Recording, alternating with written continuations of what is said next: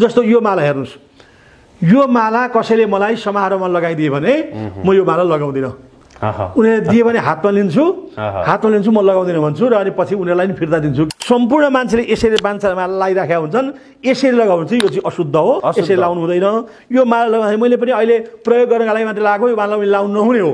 अब यो तपाईँलाई देखाउन मात्रै लगाएको। यो सुमेरु जुन छ, यो सुमेरु यहाँ पर्नुपर्छ, यहाँ पछि त्यो सुमेरुले काम गर्छ र ऊर्जा शक्ति प्राप्त हुन्छ।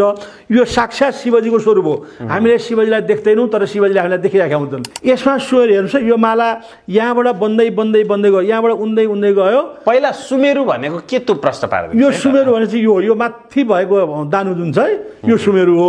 यो सुमेरु के छ, यहाँ म बुन्दै गयो, यहाँबाट बुन्नु सुरु गरेँ, एउटा धागोमा बुन्दै बुन्दै बुन्दै गएपछि यो मालामा चाहिँ तपाईँले अब यो दर्शकहरूले के गर्नु भने आफूले रुद्राक्ष माला यहाँ देखाएर तपाईँले चिन्न सक्नुहुन्न।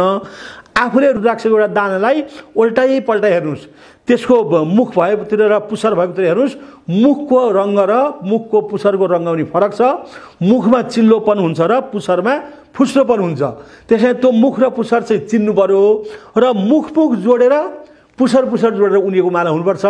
तर मुख र मुख जोड्दा पनि जोडिनु हुँदैन। यहाँ बिचमा यहाँ रातो राखेको छ नि, यसमा पनि हेर्नु होला तपाईँहरू, यो रातो राखेको छ। यस्तो कि त रातो राख्नु पऱ्यो कि त त्यो डोरीमा गाँठो पार्नु पऱ्यो।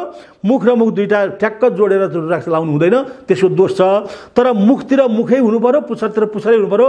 त्यसरी जोड्दै गइसकेपछि अनि यहाँबाट यो यस्तो माला चाहिँ घटीमा 54 को हुन्छ। यो माला 54 को हो, घटीमा 54 को हुन्छ, बढीमा 108 को हुन्छ। माला जप्नु पऱ्यो भने 108 को लगाउनु पर्छ। 108 को जप्यो भने एउटै मालाले हुन्छ। 54 को किनभने सामान्यतः मन्त्रहरू 108 जपिन्छ, त्यसैले जप्ने माला चाहिँ 108 को हुनु राम्रो हो। अनि त्यसमा अझ झोली हुन्छ। माला जप्ने पनि एउटा थैलो बनाएको हुन्छ, त्यो थैलो चाहिँ यहाँसम्म हातमा राखेर माला चाहिँ लुकाएर माला जपिन्छ। अनि म सुमेरुमा पछि आउँछु है।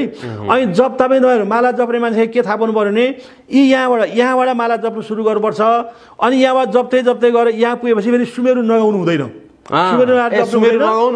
नगाउनु यहाँबाट जप्दै यसरी गएको माला चाहिँ अनि यहाँ पुगेपछि फेरि सुमेरु पुगेपछि फर्काउनुपर्छ यतै।